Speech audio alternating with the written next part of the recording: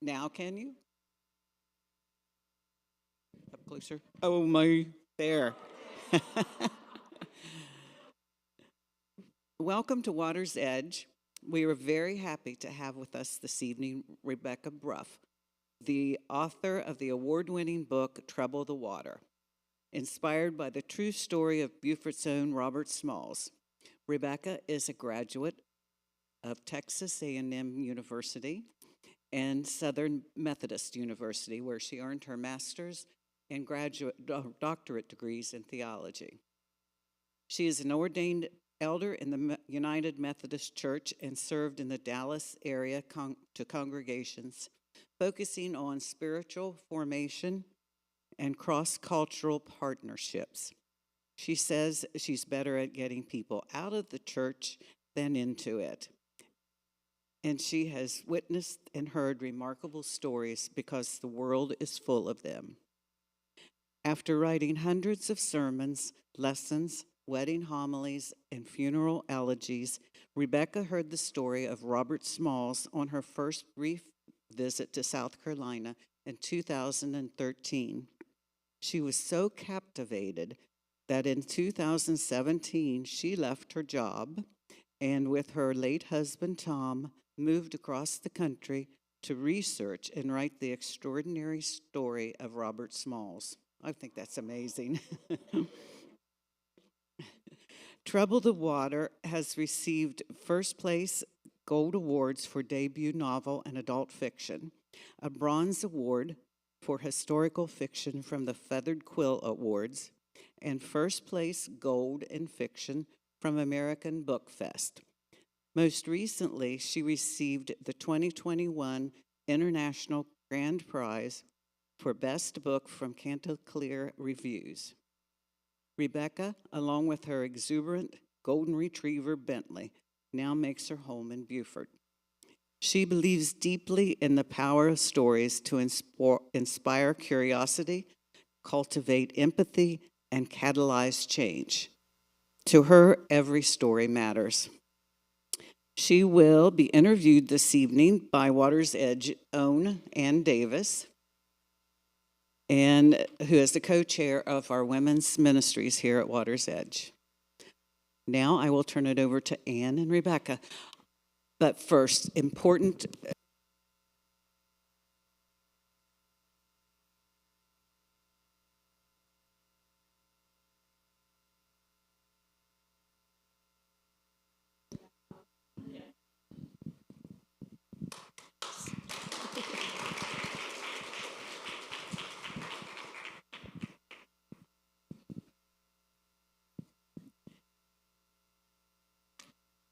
Well, hello, everyone.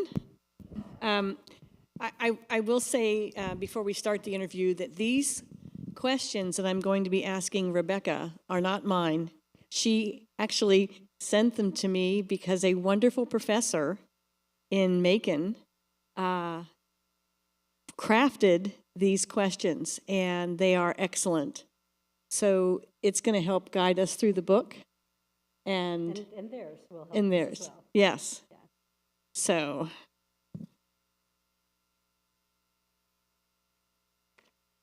I'm a little nervous. I know she's done this And me plenty of too. time. Yeah. Okay, so Rebecca, this book is based on historical events, and you have chosen to share it through fictional settings, characters, and conversations. Can you explain your approach to telling this story and why you chose it? Absolutely, sure. Let me begin by asking who has read the book and who has not. We don't want to do any spoilers, or we'll try not to. Right. But that's helpful. So, yeah, and I'm going to answer by giving a little bit of history about how I came to the story, because that was part of this process over several years. In 2013, in May of 2013, my husband Tom and I came to Beaufort. We hadn't planned to. We were going to Chapel Hill for the youngest Bruff's graduation, and at the very last minute, he said, "Let's go down to the Low Country." I grew up in West Texas. You'll see a slide in a minute of of a windmill on the prairie. That's the backdrop of my formative years. But I'd read Pat Conroy, but I'd never been to this part of the country. And so we just tacked it on to our graduation trip at the last minute. And we had 2.5 days here in Beaufort. We took a carriage ride. You've seen the picture. Some of you have probably done that, the carriage or the walking tour or the golf cart ride. And the first stop on that tour was in front of the Tabernacle Baptist Church down on Craven Street, and the bust of Robert Smalls, and you'll see that in the pictures as well. And the guide on the tour told us just, a 2-minute version of sort of the kernel of the story, that Smalls was born in Beaufort, he was born enslaved, that he liberated himself and others in this larger-than-life escape during the Civil War, that he came back to Beaufort, bought the house that he was born behind, and then was elected to civic leadership, including not only state leadership, but 5 terms in the United States Congress. So that happened in front of the bust. And Tom was a great reader. He read everything, loved history. And I remember just looking at him and saying, "You've never told me about this person." And he said, "I've never heard of him." So that was the beginning. We were living and working in Dallas. We flew back to Dallas a couple of days later, but the story kind of got under my skin. And I started reading a little bit, and I started Googling, and I started scratching my head about the things that I couldn't find answers to. And the more I dug into it, the more I kept thinking, I wish I could find the book I want to read about this. And it was a 3-year process before I finally sort of took a deep breath and said to Tom, we were still in Dallas, and I said, "I think I should try to tell this story. I think I'm supposed to try to write this story." And he said, "That's a great idea. Do it." And I said, and I expected him to sort of tap the brakes. And I said, "But that's I don't know how to do that." So long story short, I Googled how to write a novel. I found that there are lots and lots of resources in community colleges and online and all sorts of things. And I've always loved reading and writing. So as I got deeper into the story and really considered what it would take to write it, one of my first decisions was, is this a biography or is this historical fiction? To get to the question that you asked. I'm not a historian. I mean, I've learned some of this history, but I was not a history student at all in school. But I've learned a lot of history through good historical fiction. And I'm guessing that there are people in here that love good historical fiction. And one of the reasons that I leaned toward that when I was making that decision is because in historical fiction, we have the opportunity, as a writer, have the opportunity to bring in the broad contextual dynamics of a story. So this wasn't just, it's focused on Small's life, but I also really wanted to think about the dynamics that led up to the American Civil War. And I had to learn those, the economic dynamics, the long history of enslavement in North America, the transatlantic slave trade. I learned about cotton and indigo and those sorts of things. I was also really interested in what was happening with women's rights at that time. This was happening, Civil War and abolition was just a half step ahead of the suffrage movement. And I was really curious about what it was like to be a woman during that era, and what kind of voice a Southern woman might or might not have, and what it was like for the McKee daughter, who was the same age as Smalls, to grow up in that environment. And as a theologian, I was very interested in the role of the church and the various church traditions. And I want to talk a little bit more about that in a minute.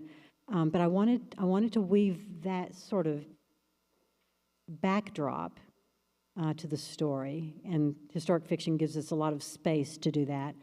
And I like to get in people's heads, and I wanted to think about the relationships within the, particularly the Smalls family and the McKee family, and between those two families, but relationships among people and motivations and the things that drive people, the things that scare people, the things that people are asking silently in their own minds. And a biography doesn't allow that. We don't get to imagine that. This is really carefully researched, and so I feel like I really hope and I wanted and I believe that the motivations that I illuminated in the conversations and the relationships could be very reflective of the reality of that time and that era and those circumstances. So that's why I went down that road. Yeah. And when you wrote this book, you became Robert Smalls in the book. You wrote it as first person. I wrote in first person. So as I said, I was learning, and I hadn't learned quite enough to know that every agent and publisher would have told me, don't do that. And I knew. I mean, I knew going into it. I was fully aware that I'm a white woman this age and privileged and literate from West Texas, putting words in the mouth of a young enslaved black man from another time and era. And that's bold. I didn't realize how bold it was. I knew that it was, I knew that it meant building a lot of bridges in the story, that there was lots of distances to cross. There was a distance of time and gender and literacy and tradition and race. I mean, there are all these giant distances to cross. And I love first person because I like the immediacy of it. I like really being in a person's experience. But you all are readers, and you understand this. Stories, literature helps us to cross those distances. You know, it's essential for us to write about, and to read about people and situations that are very different from our own. If we're only reading and talking and writing about our own world, we don't develop the empathy and the sensitivity and the curiosity about the rest of the world. So it sort of came naturally to write in first person. And then when I realized what a challenge it was, it became more of a sort of a goal to do it well. And this was in 2017 and 2018. And if you remember books like American Dirt, we're getting some pushback because there are concerns about appropriation and representation. And so for a white woman to write a black man's story is crossing some of those lines. And so one of my real questions was, who am I to tell the story at all, first person or otherwise? Who am I to tell this man's story? And then the research helped me learn why. In the research, I realized that I had not learned American history. It hadn't been taught. I mean, I have a robust education and went to good schools, but I really had not been taught American history. In high school, we had 3 or 4 days on the Civil War. We memorized some dates and some names of generals and some battles, and memorized part of the Emancipation Proclamation or the Gettysburg Address. In college, one of our state senators taught a history class that I took. I was almost 60 when I really understood the role of Texas in the Civil War. When I was doing the research, I I had learned nothing about Reconstruction at all. That was all new to me. And so what I realized in the research is that people who look like all of us in this room, many of us didn't learn that history because it was deliberately silenced. The dominating culture is in charge of most of the narrative, especially in history books and even in oral histories. And so then the question changed from who am I to tell the story to who am I, now that I know the story, to be silent about it? Like, how can I not share this kind of a story after learning it? And so that has been a really important, it was a transformative experience for me to tell the story. I will tell you this, though. So the summer that the book came out, I was going with a friend across the country and stopped along the way where some other colleagues lived. And we stopped in Little Rock, and in a room about this size was full of United Methodist clergy and their spouses, and we talked, it was their introduction to the book. And I began by saying, does anyone here know about the story of Robert Smalls? Because it's such a local story, or has been for so long. And this one woman raised her hand, African-American woman, and I said, oh, are you from South Carolina? And she said, no, I grew up right here. And I said, well, how do you know the story? And she said, I was in 7th grade when our schools were integrated. And before integration, our teachers were telling us our stories. And the whole room said, oh. After integration, those stories weren't part of the curriculum anymore for those African-American kids. So, yeah. So it is an important story to tell. Yeah.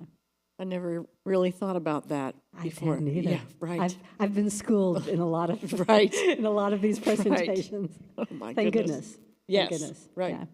Yeah.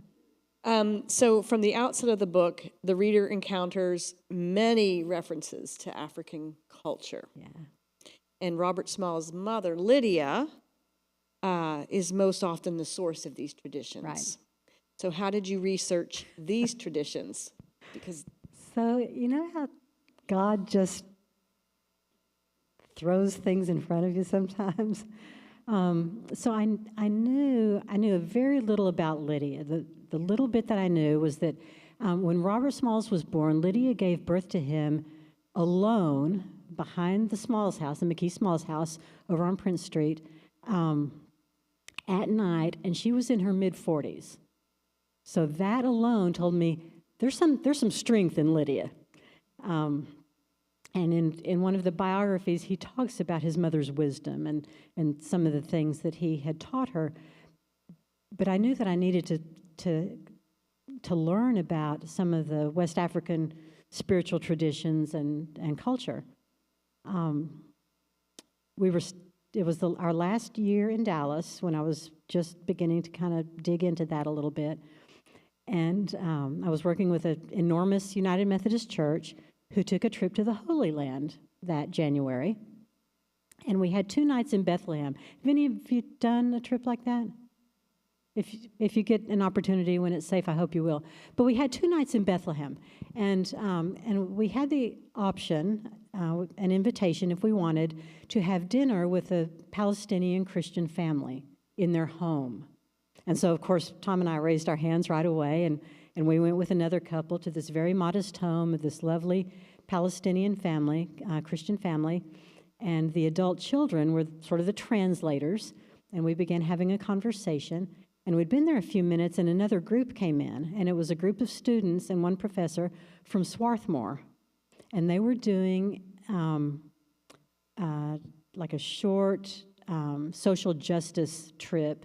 They were only there for 3 or 4 days, but they were college kids, and I love talking to kids while they're in school. So I was asking them, what are you studying? What are you learning? What are you focusing on? And this one young man told me that he was studying West African history. And I said, I would love to see your reading list. And he said, why?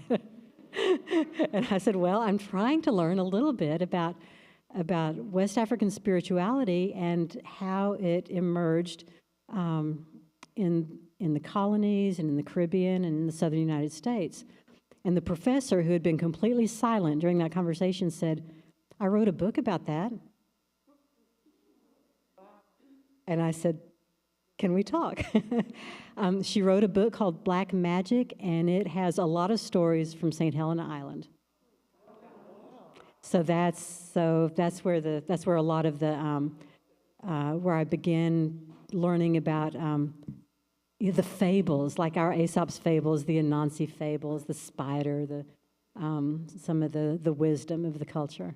So that's where that landed. So, yeah, you went to Israel I went to Israel to and talked learn to some college kids African culture. and met this brilliant woman and Oh my gosh, that's ordered another a book on Amazon. right. It's Yeah. a small world, Yeah. isn't it? Yeah. Yeah, that's one of many small world experiences that this.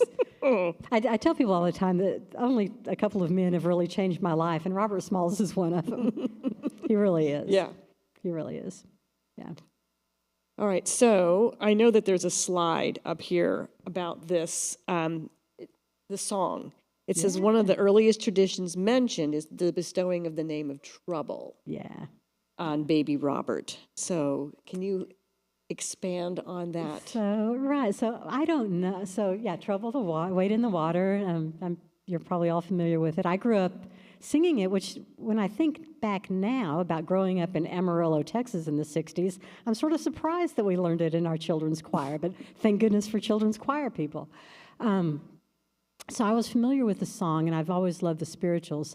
And when I was writing the book, early on, I was listening to a lot of this music, and I played this one a lot. One of my very favorite versions is referenced in the resources in the back of the book. But I was kind of getting into thinking about how to characterize his childhood, and I had read, I think it was Sue Monk Kidd's book. I think it was Invention of Wings, where the sisters, and the young enslaved girl has a basket name. And I had learned from that book, I kind of looked it up, there was a tradition of basket names. It's like a nickname that is a name that's sort of given to a child around the circumstances of their birth. So I don't know if Smalls had a basket name, but he was born on a night of trouble. And the reason Lydia was alone that night is there was a hanging in town. That part of the story is accurate historically. So he was born on a night of trouble. He faced troubled times. And one of the beautiful pieces of this song is that it evokes the liberation of the Hebrew people when they go through the Red Sea. God's going to trouble the water. It evokes the New Testament story of the infirm at the pool who are waiting for an angel to stir the water, to trouble the water, and then they're liberated from their infirmity. It just has this rich spiritual groundedness to it. And so the more I listened to the song and got into who he was, it seemed like a good nickname for him. And, he created good trouble. I kind of have this vision of he and John Lewis having some conversations and talking about good trouble. Okay, so you had mentioned a couple of times about the McKee family. Yes. And that Robert and his mother were both owned by them. And in the book, they are portrayed as kind and caring people, especially Mr. McKee towards Robert. Right. Or trouble. Right. And so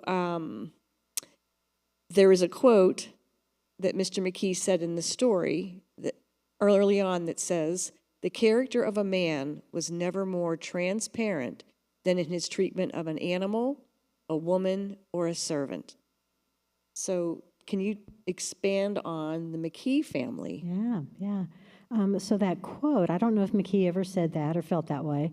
I heard it from a 6th grade Sunday school kid one time, years and years ago. And I am pretty confident his daddy had told him that. But it stuck with me, and I think there's a lot of truth to it. There's a wonderful biography about Smalls called Yearning to Breathe Free by Andrew Billingsley. And in it,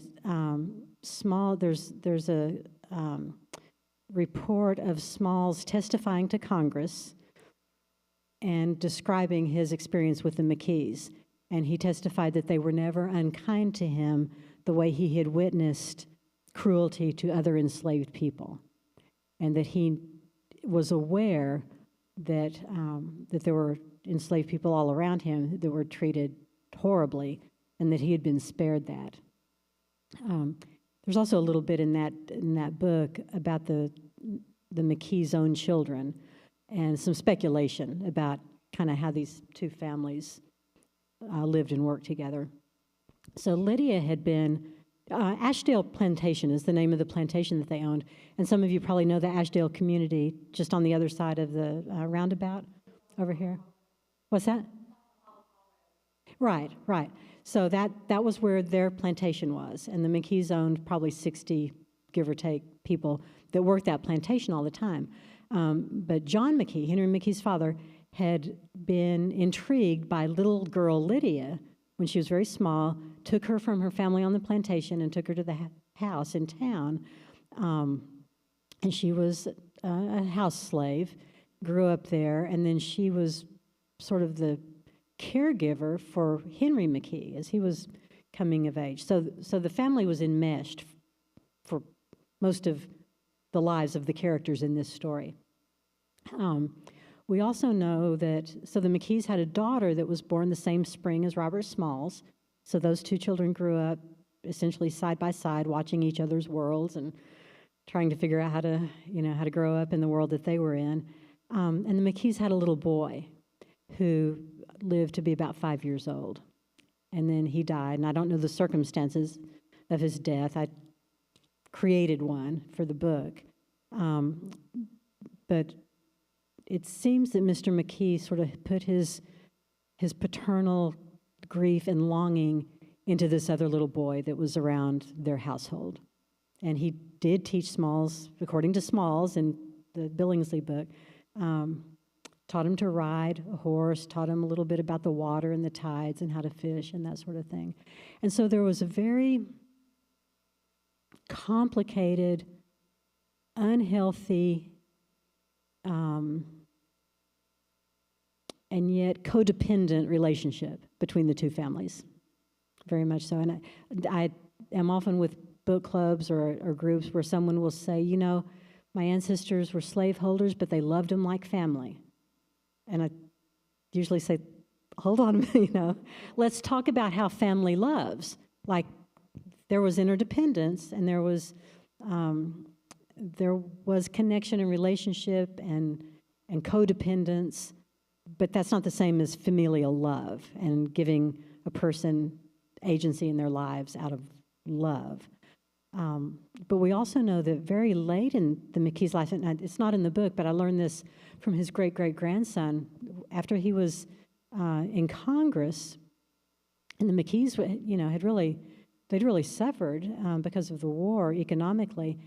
Robert Smalls did things like help one of those grandsons get an appointment to one of the military academies. He stayed connected with the family, and it appears that both families really worked at trying to forge a new way of being, to having some kind of connection and friendship through their lives. And then, of course, if you've taken the tour, you've heard the story about the Smalls, the elder Smalls, taking in the very elderly Mrs. McKee late in her life. There are a lot of variations of that story, by the way, and I was never able to corroborate a particular one, but it's a story that the Smalls family holds dear. And they say it represents the character of Robert Smalls, that's the kind of family he wanted to have, was a family of compassion. So, complicated relationship. Yeah, very, very much so. Yeah. Okay, so at the beginning, you said you wanted to talk a little bit about the religious leaders of that time. Yeah. And I can go through this and mention them, but would you rather mention the three that you featured in the book? Yeah, I can tell you a little bit about them, and you all are familiar with the locations and some of these stories, I'm sure. So we all know that the things we believe or think we believe about religion, about the Bible, about the way God works, informs the way we make decisions, the way we treat people, the way we do policy and legislation. So I was very curious about how that played into this big picture. So I began, in my research, I learned that the big church at that time in town was the St. Helena Episcopal Church that you all know downtown. And a lot of the people in the story are buried in that graveyard. And the pastor there, historically, the one in the book is named, and very true to the history in the book of these three pastors, Reverend Dr. Walker, and he was there most of his life. He baptized and married and buried a lot of the people in the story. He was known as a enlightened, charismatic peacemaker regionally. He'd kind of led this big sort of revivalist movement a couple of decades before this story takes place. He was just revered. But in all of my research, he never spoke one way or another on the issue of slavery. He was silent about slavery. His congregation, of course, was full of the wealthy and the influential. The other larger church in town was the Baptist Church of Beaufort, which is just catty corner from the Episcopal Church, right? And I learned that Richard Fuller was the pastor there. He'd been trained as a lawyer. He went into ministry. He was here in Beaufort, and he based his pro-slavery theology and arguments on Scripture, and he had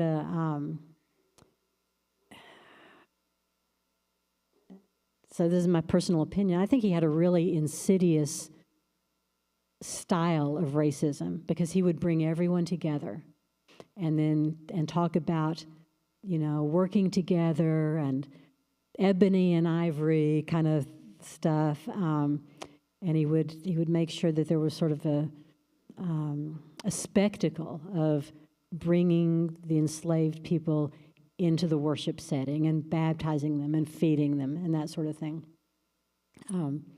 He went on to become the leader of the Southern Baptist movement as a political endeavor to sort of codify slavery religiously. So the summer that the book came out, I got a call from this lovely person at the Baptist Church of Beaufort, and she invited me to come and speak, and we've become friends, and they are lovely. And she liked the book, but she said, you were a little hard on our Richard Fuller. And I said, I read his sermons. And then there was another pastor who had come from Ohio. He and his wife came from Ohio. And I shifted their timeline by just a year or two to get him in Beaufort a little bit earlier than he actually was here. But he was the Methodist, and he was an abolitionist. I found remnants of some of his sermons. His wife kept kind of a journal that I found a sort of photocopy print of that was very hard to read. She was a dour person, but they were deeply committed to the freedom of the enslaved people, and they were at that little Wesley church, little Wesley Methodist downtown. And he in the story, I give him some influence that he may or may not have had in reality. But I wanted to sort of weave those various threads of the religious influence, because I think sometimes it's been my experience in my life, sometimes I'm so focused just on how I see Scripture, or just how I see the work of God in the world, that I'm not aware of how other people might be seeing it. And I wanted these characters to have to question some of that. I wanted them to live in that mix, in this small town, in that era, and have to scratch their heads a little bit. Yeah. Well, that's interesting that you were reading the sermons of these pastors. Yeah. So the other thing that you also put in were the words of McKee's wife, Jane, Yeah. and her Jane's journals. journal. Jane's Yeah. journal. Yeah. So I made her up. I mean, I made the journals up. I didn't make her up. I love reading over people's shoulders, like reading their diaries, reading their letters. I love epistolary novels and that sort of thing. So that it appealed to me. I wanted to get into her head. I wanted to have a way for the reader, who I anticipated were mostly people like this room full of readers, to imagine what it was like to be her, to be a young mother with very little agency in her own life, sort of coming into her own as this war is beginning to brew and then escalate, raising children, and wanting to be a faithful Christian. And so I wanted her to ask her questions. And so originally in the first manuscript, the first round, I had her journals. I had her keeping a journal with her questions. And I also had, a little bit later, as her daughter was coming of age and went away to school, I had letters between the mother and the daughter. And I really based that on my experience with my own mom. We adore each other. We see lots of things eye to eye. And then there are some things that we're just not on the same page about, because we're from different eras and different experiences and different backgrounds and different lots of things. So I wanted kind of that play. I wanted to explore that. And the editor at the publisher came back and said, I really like both of these, but you need to choose either journals or letters. You can have either one, and then just fold whichever one doesn't make it into that. So things that were in the letters are in some of the journal entries now. But I wanted to know what her life was like. Okay, so let's talk about the Retts. Oh my gosh, the Reds. The Red family. Yes. Well, yeah, they're fascinating. So Robert Barnwell Rhett was actually adopted into the Rhett family, but he was happy about that. I mean, it was a powerful family. It's a big, sprawling, some of these southern families kind of have giant family trees. Barnwell Rhett really wanted to be the president of the Confederacy, and he had an extraordinary ego. He ran the newspaper in Charleston, and he was unencumbered by fact. He drove a lot of the narrative. There was a lot happening then that has continued to happen since then.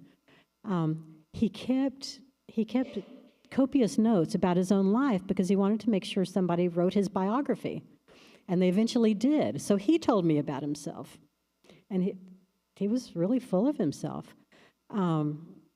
He was a hard man.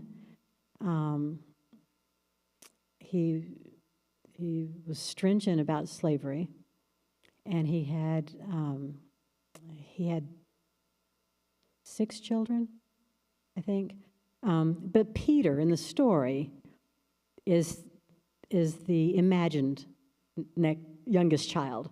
I don't know the Rhett family here in Beaufort, and I kind of throw some of them under the bus a little bit in the story. And early on, this young man, Peter, who's the same age as Robert Smalls, growing up, they're watching each other's lives unfold and having very different experiences, but also encountering each other. And so I decided to not make that a historical figure. I don't know what any of those children were like in the Rhett family, but I needed that antagonist. And as it turned out, I found myself really caring about Peter. I did youth ministry for a long, long time. And so I observed and got to know a lot of young people who, growing up in a family with a very domineering father or with certain expectations or with the neglect that comes from an ambitious family or parent, I had seen kind of what that looked like. And so that's who Peter became. And then as these young men grew into adulthood and into later adulthood, I wanted to imagine what their relationship might have evolved into after the, decades kind of softened some of the edges and bring more insight into things. And I wanted Peter to move toward an experience of redemption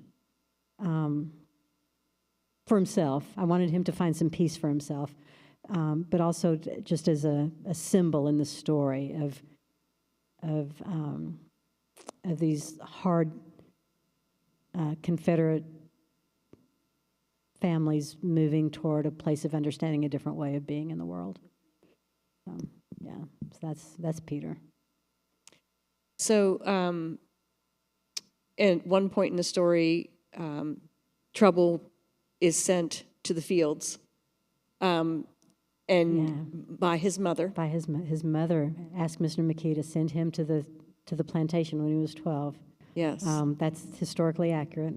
That's what he told Congress in the biography. She understood that he was not fully aware of what was really happening to other enslaved people.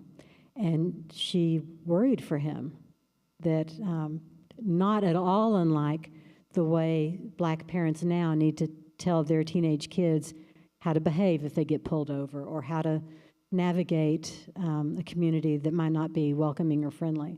She knew that he was in danger. He was smart, and he knew he was smart, and he was kind of, he broke curfew a lot, and he kind of had this sense that Mr. McKee could protect him from anything, and she knew that that wasn't the case. So she had him sent to the field where he really experienced and observed that life. Briefly, but enough, and he got it. Mm-hmm. He figured it out. Yeah. So then he's in Ashdale, and then he returns to the house with a new name. The slaves gave him his last name. Gave him his last name, Smalls. Yeah. We don't know where his last name came from. The family doesn't know where the last, the McKees, he didn't carry their name. His mother's last name was Polite. Expectation there, you think? But we don't know where the last name came from. And it was one of the first questions that I asked Small's great-great-grandson when I met him early on in the research. And you all you recognize the name Michael Moore out of Charleston. He ran in this last election cycle. He was really generous with family stories and information. But he said, we don't know. We don't know where the name came from. He wasn't a particularly large man. And so, so it came off of the angry tongue of another enslaved person, and he was kind of talking down to him, called him Smalls, and that stuck. Yeah. So it stuck, and it made sense to me. I had kind of gone down that road in the writing of the story before I even had the conversation with Michael, but he said that's what they speculate, is that it had to do with his size. Huh. He was about 5'5" or 5'6". Oh, okay. Yeah. Yes. Yeah. Okay, so you said that Robert Smalls obviously was very smart, and he spent a lot of time watching, observing. Yes.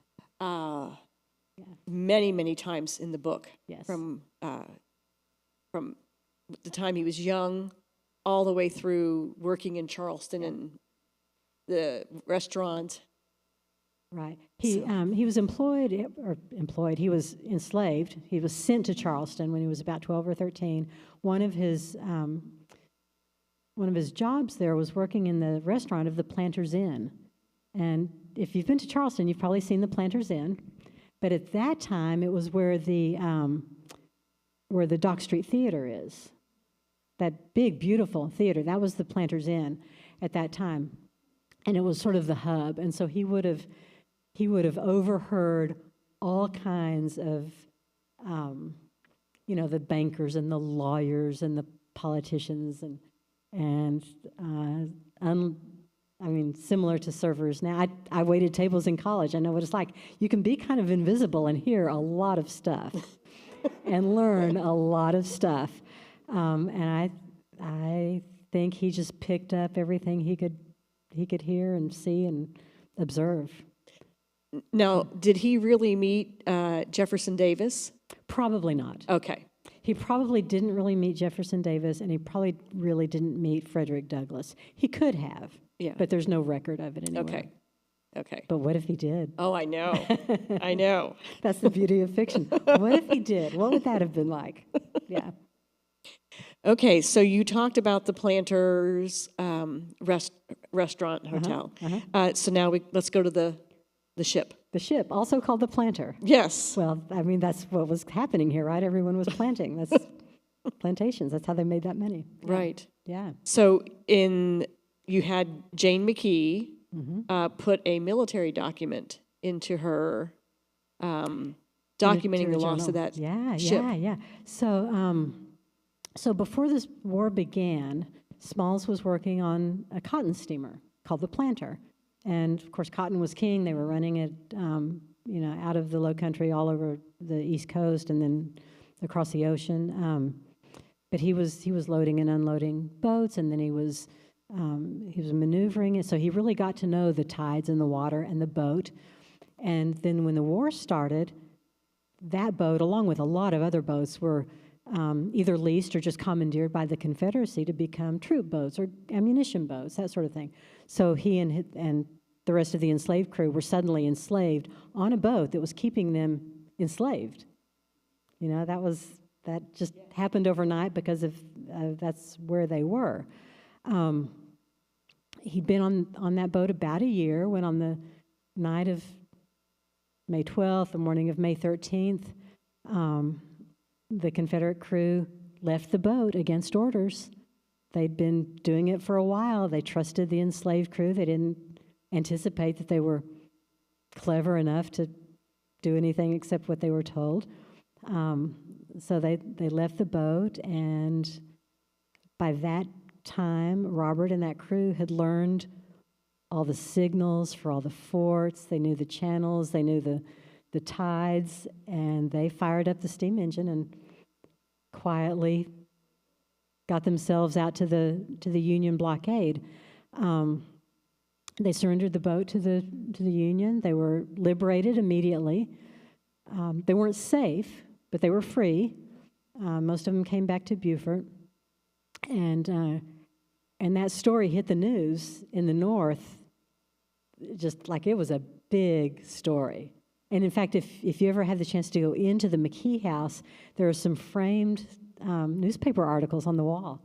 They stay with the house, regardless of the ownership, and they tell that story. So there were newspaper stories. There were some military reports that came out, and so I included one of those in Mrs. McKee's diary. And then there are a couple of things in the resources at the back that share some of that. But yeah. Yeah. It was. It really was. The way Small's great-great-grandson says it is he risked everything he had for everything he hoped. It was absolutely do or die. They would either be free or they would be blown up and on the bottom of the ocean. So yeah. We'll just do a couple more. Yeah. So going back to Peter Rhett and his relationship with Robert, part 3 of the book, Robert confesses his true feelings about Peter to the Reverend. Yeah. And can you talk a bit about that relationship and how that fits into the book? Yeah. So after the war is over, the very first what we now call Memorial Day, Remembrance Day, happened at the National Cemetery. So in the book, I have Smalls speaking at that. He was probably there. We don't know if he spoke or what he said, if he did. But in the book, as he's walking home, Peter attacks him. And originally, I had Peter pull a gun on him. No, I had Peter pull a knife on him. I had Robert pull a gun on Peter and then say, I'm not going to shoot you because you're drunk.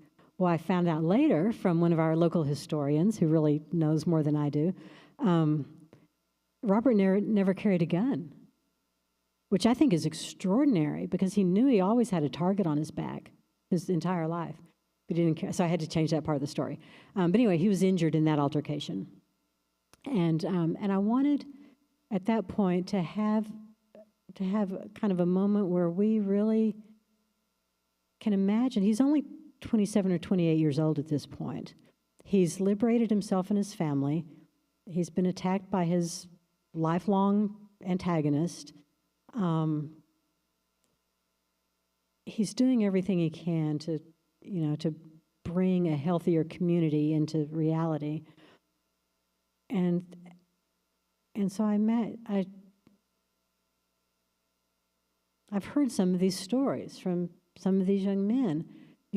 I'm so angry. I wish I could just, take them out. It's not fair. It's not right. I have to hold all this in. I don't know what to do with it. It's overwhelming. And our good Methodist minister kind of helps him work through that. He also helps Peter work through some of his anger around his experience as well. So I put a lot on the pastor. But I just felt like it was,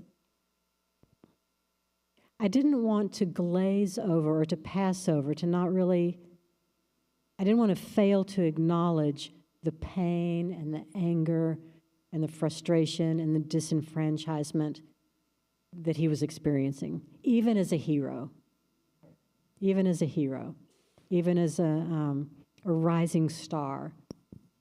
There was so much for him to hold and to carry and to feel and to lift, and he was committed to doing it.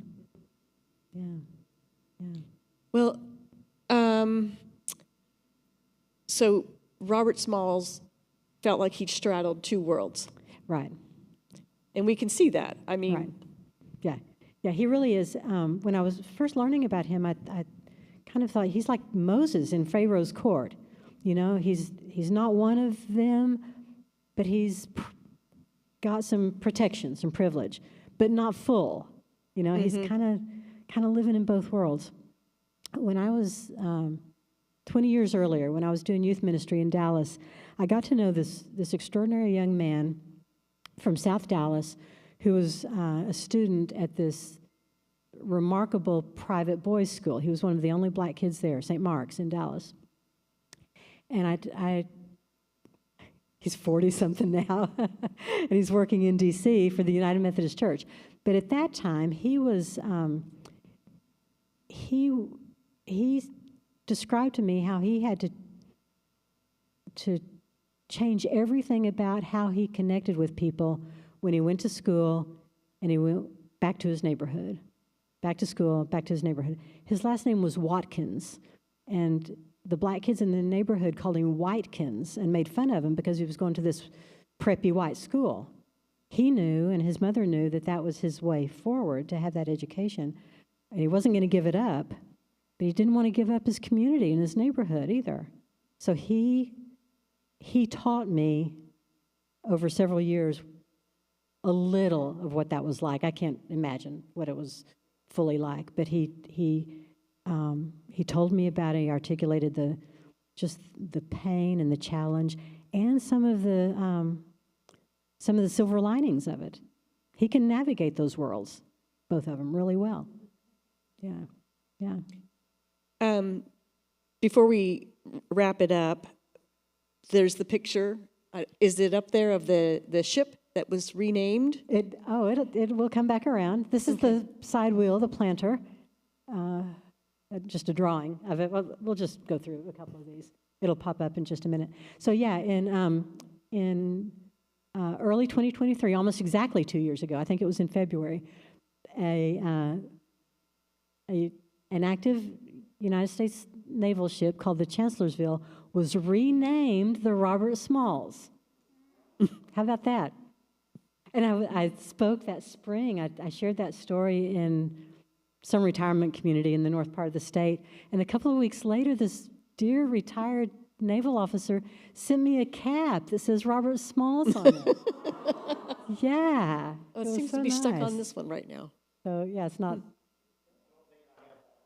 No? Oh, maybe it's not on there. Maybe it's Okay. not on there. So, yeah, the USS Robert Smalls was named for the man. Mm-hmm. Yeah. Yeah. Okay, so you have one small world, no pun intended, Oh, yeah, I asked you to story. to ask. So there's have been so many really extraordinary, serendipitous, I guess, or God winks, whatever we call them. About a year and a half ago, I was in Dallas, and I was there to move my mother into memory care, and I got back to South Carolina the next week, and I had a call. I was running. I remember it really vividly. I was in Staples for, probably printer paper or something.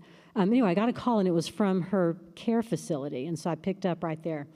And the woman said, "Okay, first, don't worry, your mom's fine, but I'm the interim memory care nurse." And I just wanted to check in with you, and I wonder if you can come by sometime in the next couple of days so we can kind of talk about, her ongoing care.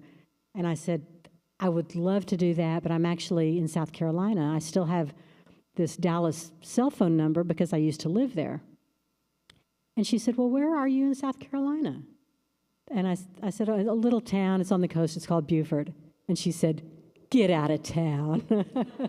And I said, you know it. And she said, I grew up there. And she said, why do you live there?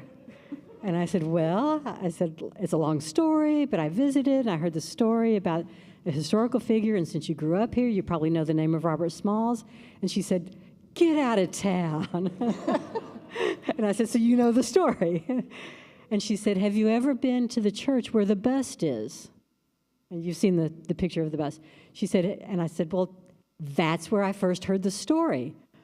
And I said, that moment at that bust on that tour kind of changed my life. And she said, my father was the model for that bust. And I said, get out of town. So she was still a teenager. So the bust was erected in the 70s at some point. She was a teenager. There were people in town who had still living who had known Smalls as an older man. And so this artist had put out a call for suggestions for local people who looked enough like the older Robert Smalls that he could model for the bust. So she told me that she has like a miniature of that bust at her house. You gotta be kidding me. Isn't that crazy? Yeah, that is crazy. Yeah. It's crazy. Yeah. All right, so before we conclude, Rebecca has books over here that are going to be for sale, but she brought some special books. I can be really brief about that. So when Trouble the Water was with the publisher, but not quite ready, not released, and I was still had this creative energy going on, I woke up one morning thinking about, I was thinking about my grandchildren. I have 2 in Dallas, 2 in Virginia. And I thought, wouldn't it be fun to write a story with their names in it? And what kind of a story would I want? And they were, at that time, the youngest was 2, the oldest was 11 or so. I thought, I want a story that reminds them that they're loved, that they're brave, that they're strong, that they have each other, that God is with them. And so I just sort of reimagined the story of the wise men. But in this version, it's 3 wise young men and a wise princess, because I have 3 grandsons and a little girl. And just before I was kind of wrapping it up, I sent a copy, the manuscript, to both sets of parents. And I said, read it with the kids, and if they think it's silly or dumb, that's fine. I don't have to, it's not a have to. But if they like it, or if they're interested, or they want to give me feedback, that would be fun too. And so the younger two in their Dallas family read it, and they liked it. They thought it was fun and funny and sweet, and they liked having their names in a book. The older ones in Virginia, their dad is a English Lit PhD, and he put them on FaceTime, and they gave me their responses. And the little boy, the older one, who's exactly like his father, said, well, I like the story arc, and I like the character development. He gave me a few other little 11-year-old pointers. And then his little sister stood up and put her hands on her hips, and she said, Nana, it needs a meteor shower. And I said, of course it does. So it has a meteor shower, and it has their names in it, and it's a Christmas story. Yeah, it was fun. It was fun. And the illustrations are gorgeous. I didn't do the illustrations make the book. That's what I really should have said. Yeah. Look at the pictures. Yes. Yeah. Well, I know it's been about an hour. I don't know if any of you have any questions for Rebecca, but she will be up here selling her book. She has the ability to accept charge cards Yeah. and cash. And cash, checks, Yeah, and she'll sign them for you. no puppies, Yes. no children. Yeah. So, any questions at all? Yeah.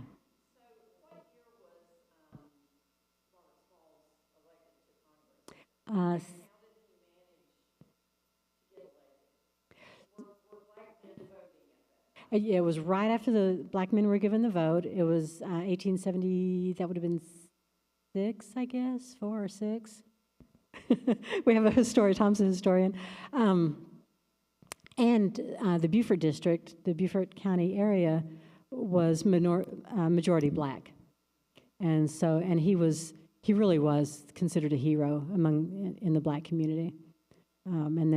And he was, he said that he was never confident in his literacy, his reading and his writing, but he was apparently a very good orator and could really make a case. And he wasn't tall, but you see in some of the pictures, he was a broad man. He could be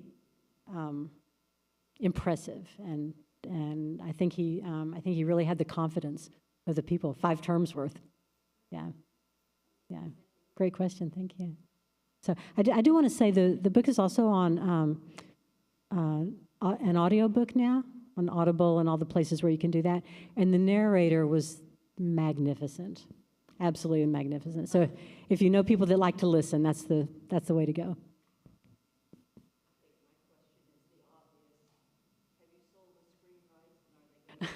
Oh my gosh, from your lips to God's ears.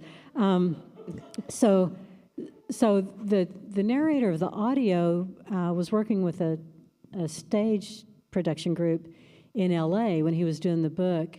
They had to close during COVID, and when they reopened, the artistic director, do you remember Will Gear? Yeah, so it's his daughter, it's Ellen Gear. It's their family, it's a theatricum in LA. Anyway, they adapted it for the stage. And so it got a little bit of attention then, and then the next year there was the writer's strike. There's currently an extraordinary young woman who is absolutely intrigued with the story, and she's trying to get some attention on it. She just asked me for a digital copy to give to somebody. So when I was writing it, I was seeing it and hearing it. It's very cinematic. It's just he had that kind of a life. So I hope. We'll see. That would be lovely. Yeah. There has been talk of a movie coming out for a long time. Yeah, so we'll see. Yeah. So. Well, Tom. yeah. Quick question. Who wrote the Black Magic book that you put Black Magic in Amazon? Yvonne Shiros. Yeah, I have a copy at the house, if you want it. Yeah. Any others? Any others? Okay. Thank you all so Well, much. You've been, yeah. Oh, Sorry.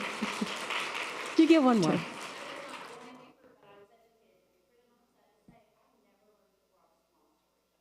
I've met so many people who have told me that.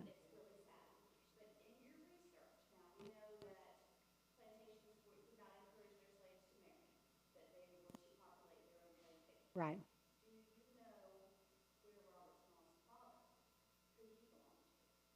No. No one knows unless some of the family recently has done some DNA work. That was not the case when I was doing the research.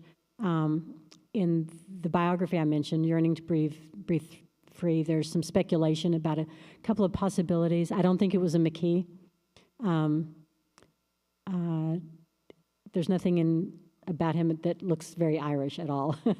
And because Lydia basically raised Henry, I don't think he was the father. I suspect it's an unknown father. In the book, I have an answer to that question, but that's speculation.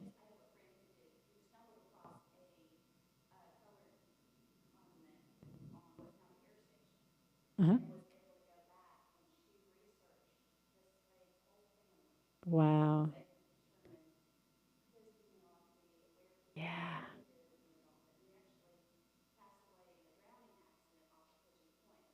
Wow. Yeah, yeah. That is fascinating. You know, if you've been to the International African American Museum in Charleston, one of the things they're doing, little sidebar, Small's great-grandson, Moore, was the first executive director and raised those $400 million or whatever. It's an extraordinary place. But one of the things they're doing is a genealogical data bank so that families can begin aggregating those little bits of research and information and begin sort of rebuilding some of the family trees. Some of that will be lost forever to knowledge, but some of it's being, kind of regathered. Y'all, thank you so much. I really appreciate it. Thank you. And thank you.